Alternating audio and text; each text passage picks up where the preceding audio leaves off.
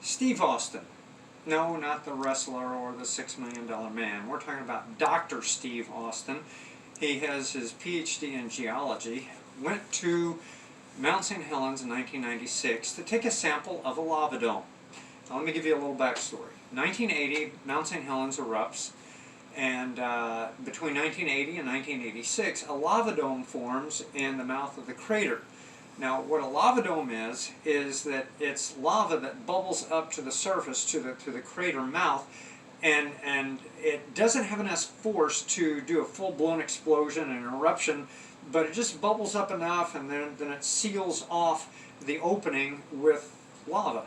And this lava dome cooled in 1986, so 10 years later, Dr. Austin comes along and he gets a sample of this dacite lava dome, and he sends it in to a reputable laboratory to get tested on how old it is.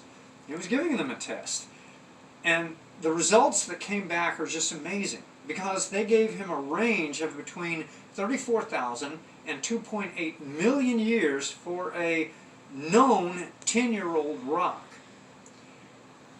Well, if a scientific test is going to be reputable, it needs to give the correct age, and also it needs to be repeatable. And this had neither one of these. See, I didn't know how dating worked. I thought they had a little machine, they stuck a rock in it, they turned it on, that gives you the age, but it's not that way at all.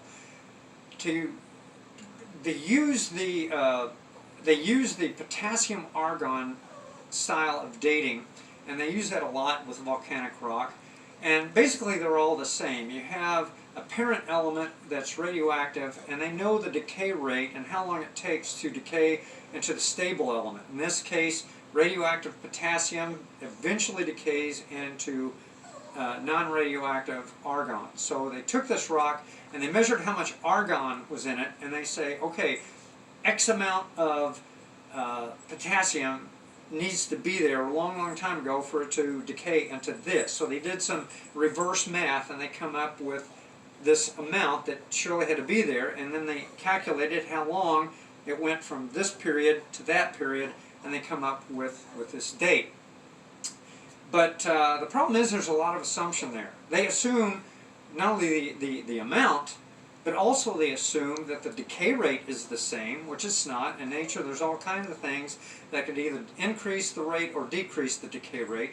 Also, they assume that no groundwater has gotten into these rocks, and groundwater comes in and out of rocks all the time. And a lot of these elements are water soluble, so they can either be added to or taken away from, thereby increasing or decreasing the amount of radioactive material in the rock. And then the fourth thing that they assume is the age.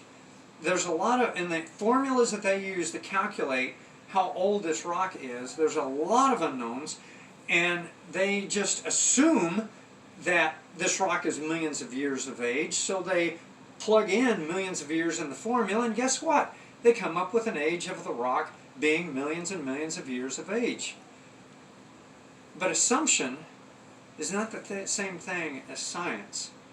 And if we can't trust them to give us the correct age of a rock that we do know the age of, how can we trust these radioisotopic dating methods to give us the correct age of rocks that we don't know the age of?